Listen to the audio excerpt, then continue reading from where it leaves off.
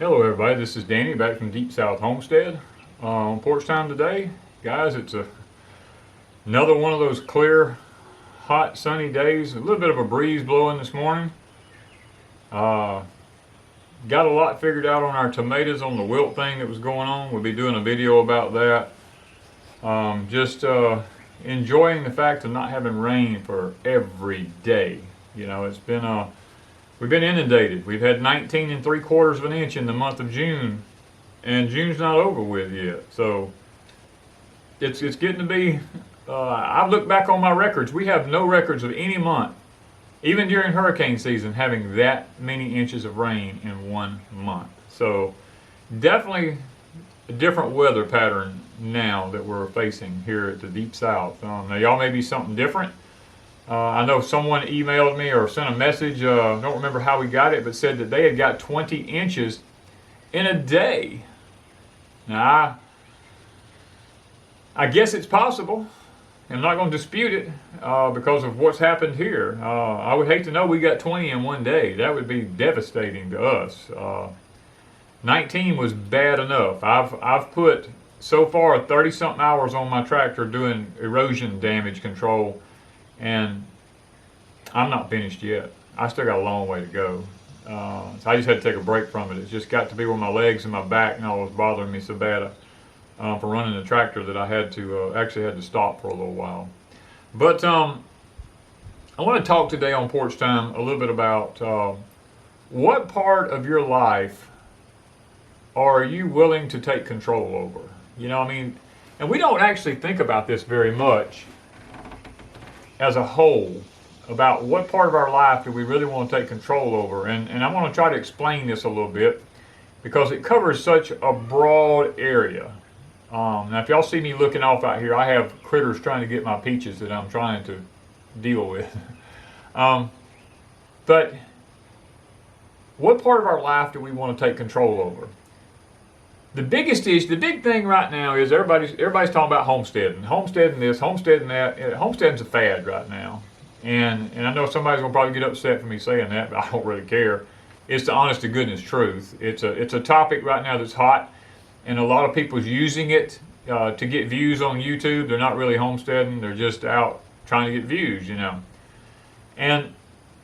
But homesteading is a daily process of supplying your own needs on a homestead.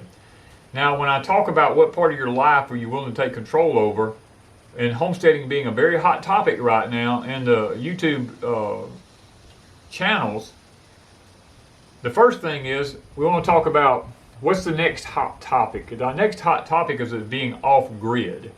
Now, there's some people that's legitimately off-grid. Now I dare say there's anybody that's what I call 100% off grid. That means no solar, no generators ever, you know, no battery backups, no power stations, just living with nothing but daylight, sun, and dark. You know, I doubt that there's very many out there that's doing that. I don't know of anybody. I know a lot of people who portray that they live off grid, but actually they have other means of electricity. Now I call this my off-grid cabin, and the reason I call it off-grid is because it's not hooked to a municipal power source supplying electricity to it. But in the sense of it having electricity, it has a form of electricity. I have a generator that I can plug into it. I have a power station inside that I can run this with. I have a solar panel system that I'm setting up outside out here to run this with. You know, I have a form of electricity. I'm limited in what I can do here. I can run lights and ceiling fans and things like that. But when it comes to cooking and I have to use a hot plate on the inside or an induction plate or anything like that, I've got to run a generator. And hopefully one day I'll have a solar system set up to where I will be able to run it all off of the solar system. But I call it my off-grid cabin. Now, is it totally off-grid? The answer is no. But how much of your life do you want to take control over? Do you want to take control over the power side? If you do, you can fork out the money as a one-time expense and go ahead and have all the solar system bought and put up on your place. Now for me, at I call it the big house across over the next hill over here, It was going to cost me around, this has been way a while back, it was going to cost around $35,000 to $40,000 for me to install a solar system large enough to run that house like we run it now off of the municipal power source. Guys, I'm 60-something years old. At $40,000, I would never see the return from that. I could pay a power bill till I die and probably never even come close to that. You know, so for me right now, it's just not feasible to do it over there. But now at the off-grid cabin here, it's totally different because it's not as big as that house. It's designed to be off-grid. So in keeping with that, it makes it a lot easier for me to heat it, to cool it, and everything off-grid. The big house is not designed for that. Matter of fact, when the power goes off over there, the floors will start buckling. Sheetrock, I mean, all this, everything in the house just starts going wrong because it's not designed for that. And I'm enjoying this breeze blowing back here, guys. I hope it's not messing up the video, but finally this morning the wind's going to start blowing. So, are you willing to take control of your life? How much are you willing to sacrifice to go off-grid? Because see, that's a part of your life you can take control over right now. We have that option. Another one is, and I have a list here, guys, because I've got a lot going on, and I have a list that I have to look down at. Another one, I wrote these things down as I was sitting and thinking about this subject, is your food. How many of us are willing to take control over our food system? You know, a lot of us think that we're going to take control, we're going to go out and plant a few plants of this, a few plants of that, you know, and it doesn't work like that. Now, it's okay, and I'm not condemning anybody who does that, because you just may not have the space. And if you don't have the space, just do what you can do. Get a container, a windowsill things, whatever you can do, a grow tent, whatever. Get whatever you can do to grow whatever you can. But if you're wanting to take total control over your food system, which I'm going to tell you something right now, in the very near future, it's going to be a wise decision, because there's word out there that the thing right here is going to be implemented through food, so that they can make sure that everybody gets it. And I don't know how that's going to work out. I know I've read some data on it from different places, and I don't know how well it's going to go over, or whether it's even going to go over at all. I've had some subscribers tell me that now they carry a magnet to the grocery store with them on the meat to check to make sure that it doesn't have certain things in it. And that they've noticed that they have some meat that magnet will actually stick to. Now, I've not done it. I personally know nothing about it yet. I don't buy my meat from the store, so it's not a concern to me. My meat strictly comes from my place here, or a friend's place of mine that I know of, which I know they don't do certain things. But our food system is another thing. If you're going to survive the coming future, how far are you willing to go in taking control over your food system? Because it's going to get to be where it's going to be more difficult and more difficult to come by decent food. They're trying to implement this printed meat and these insect protein bars and all this kind of stuff is trying to be pushed over onto us through certain agendas. So taking control over our food supply is going to be one of those things that it's going to be a big deal. Now, talking about eating meat, there's an agenda right now to be able to do away with red meat. I actually watched an interview. Now, this is what was crazy. I watched an interview with a person talking about the Lone Star tick, and how that if it bites a person, then they have an intolerance to meat, and they develop an allergy to meat.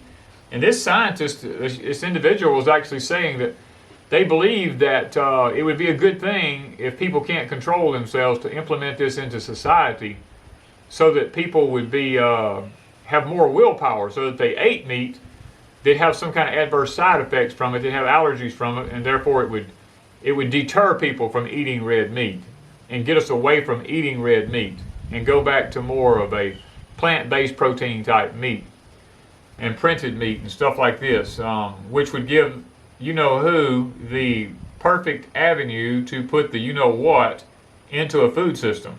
So, guys, taking control over your meat, raising your own chickens, raising your own rabbits, raising your own pigs, raising your own cows, raising your own sheep.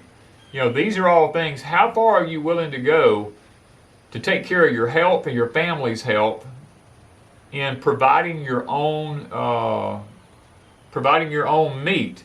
And then that brings up the next subject. How important is your health to you? Are you willing to take control over your health? Wanda and I have tried drastically to do that. And I have health issues. I got some massive health issues. My biggest one is my heart. It doesn't matter what I do. I've come to the conclusion, if I eat anything I'm not supposed to, my heart just goes wacko. As a matter of fact, sitting here doing this video right now, it's out of rhythm. And it makes it difficult for me. You'll notice every now and then I have to catch a deep breath. And I go through spells where I might go a month and my heart may not give me one bit of trouble whatsoever. And then I may wake up one morning or I may eat something that I'm not supposed to eat just to say, well, maybe if I just do a little bit of this, it'll be okay. And then my heart goes messing up and it's out of rhythm for, a day, a week. Sometimes it's been up to a month. And it makes it very difficult for me to be able to fulfill my daily functions because I try to fight off the anxiety that it brings from my heart actually stopping and starting and missing beats and all this kind of stuff.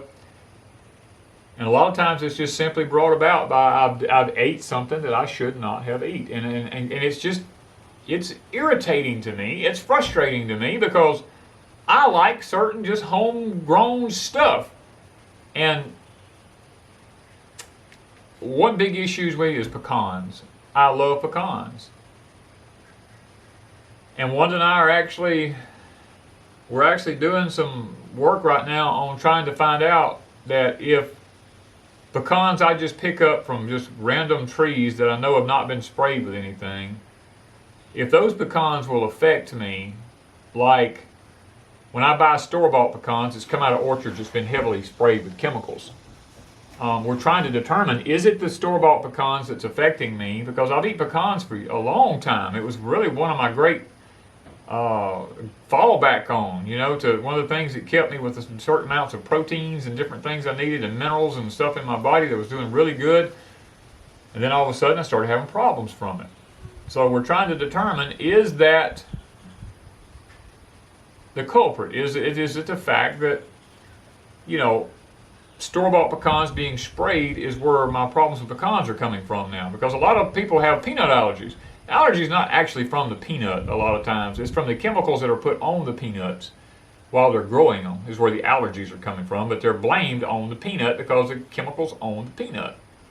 And we're becoming a chemical-laden society. Everything is ladled with chemicals.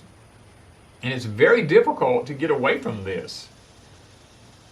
So, how much of your health are you willing to take control over? Are you willing to go the extra mile and take control over your food so that you can take control over your health, or take control over your meat so you can take control over your health?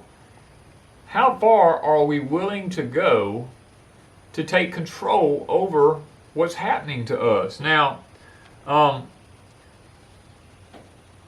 your biggest purchase in life is probably going to be your home or your property. And both are usually tied together. How much of your life are you willing to take control over when it comes to a mortgage? Now, Wanda and I don't have a mortgage. I haven't had a mortgage in, I don't know, probably since 2004, 5, 6, 7, probably 2006 or 7. I haven't had a mortgage since then. And before then, I didn't have a mortgage for 15 years.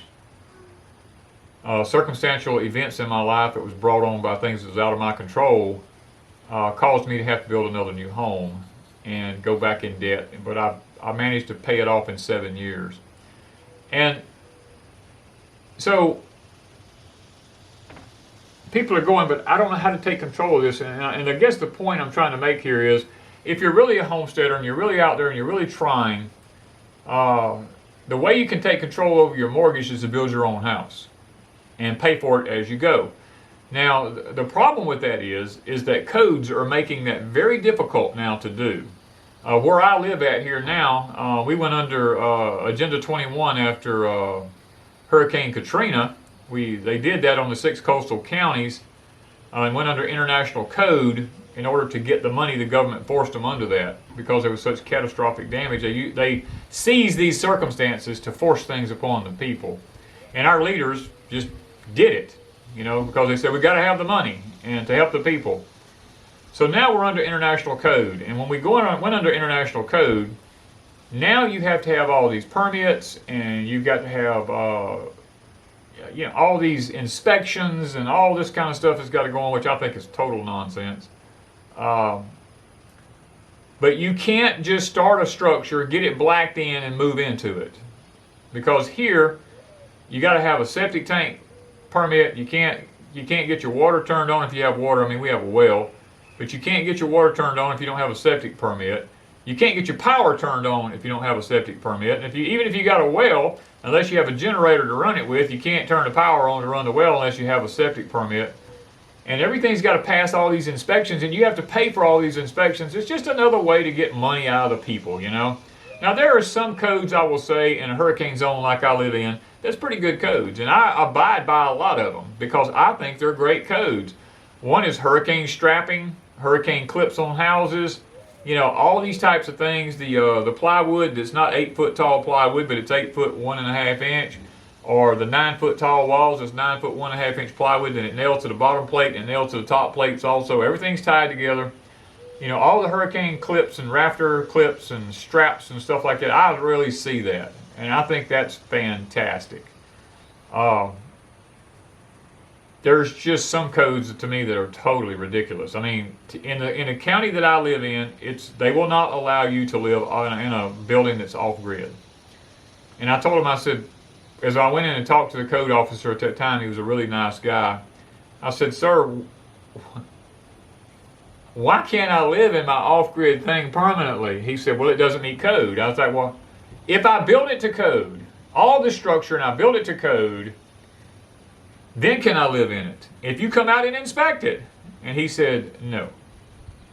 I said, well, then what is the catch? He said, it's a minute little thing, but it's there.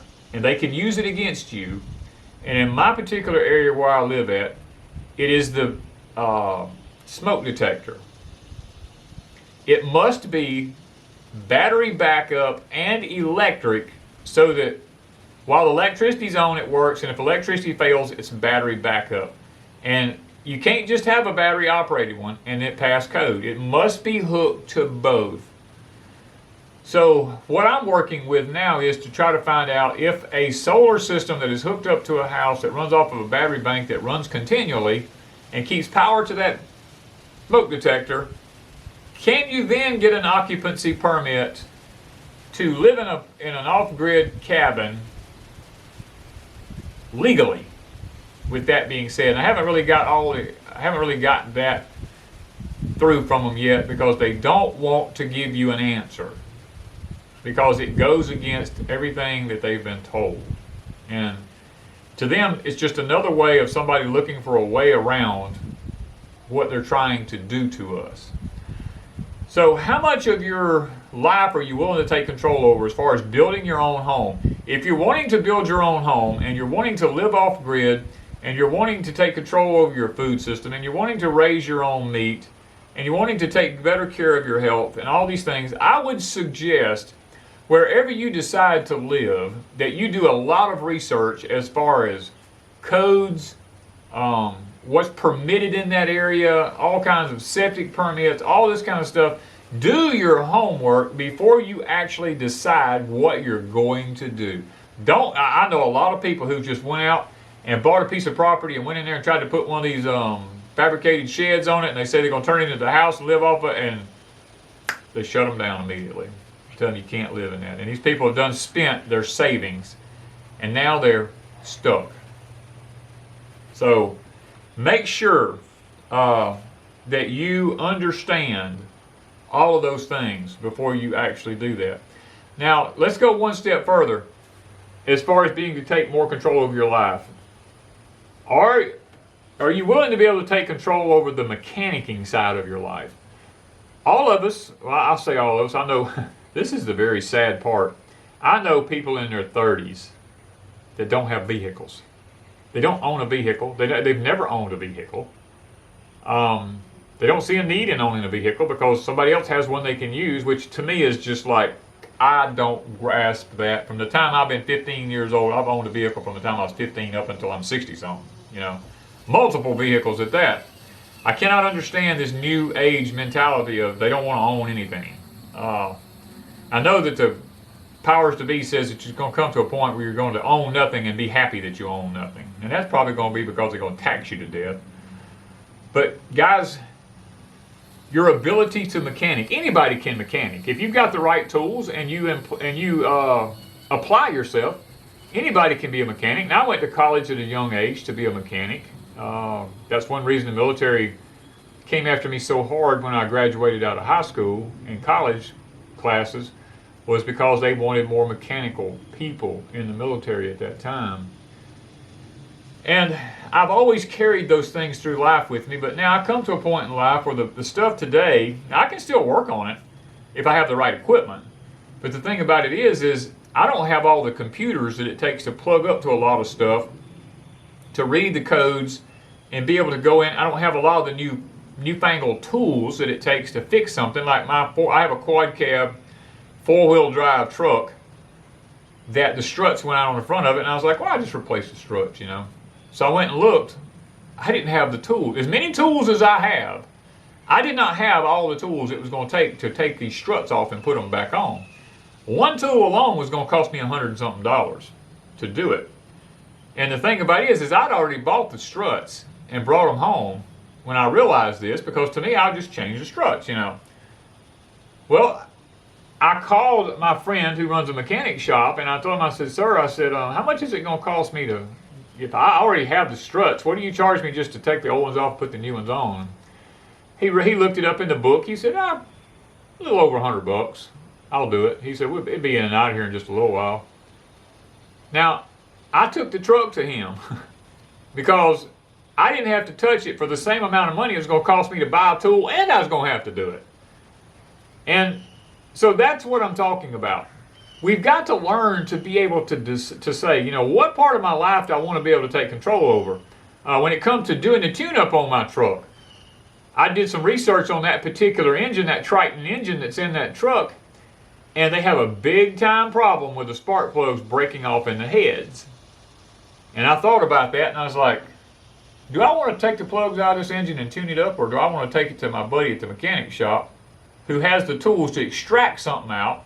Or if they have to pull the head off, at least he's got a shop to put it in and do all this kind of stuff. Guys, I just took it to the shop and let them do it. But now when it comes time to like changing brakes or changing out rotors on the front ends and things, fan belts, drive belts, different pumps on it except for air conditioning pumps, things like this, I do all that myself. My tractors, I do all the maintenance on my tractors. I do all the maintenance on my UTVs. I bought the 1950 model Cub Farmall. I do all the maintenance on it now. I can work on that tractor from one end to the other. I can disassemble that whole tractor because that's what I was trained to do. As a matter of fact, we have videos coming up showing me I'm fixing to take this tractor to another level. I'm going to actually make it like it was when it was new. Some things have been changed on it that I really like. I want to talk about that on it. So taking control over, like our lawnmowers, for instance. Lots of people have to take their lawnmowers to the shop to have them worked on. I don't. I was a small engine. My dad ran a small engine repair business for several years. So I understand small engines. I understand how to work on them. And I do all my small engine repair work and stuff to this nature. So there's things about our life. How much do we want to take control over in our life so that we're not dependent on someone else? Now, age doesn't have anything to do with a lot of this stuff.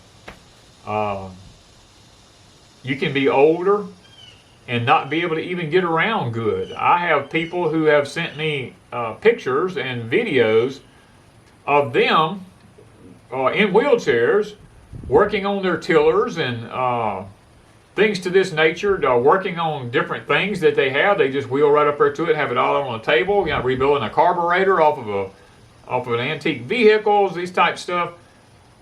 Age or ability plays no part in it. It's how much do you want to apply this up here. And guys, today on Porch Time, I guess that's what I want us to think about more. As we're going into a world that we're going to hear the word control used a lot, or the word permit, or allowed, like we talked about on our last Porch Time, these words that's going to be coming up in our new vocabulary, how much of our life do we want to really take control over? Or how much do we want to let someone else have control over? Wanda and I were discussing a particular thing the other day. I told her, I said, I was a contractor for 26 years, ran my own business, construction business. I was a general contractor.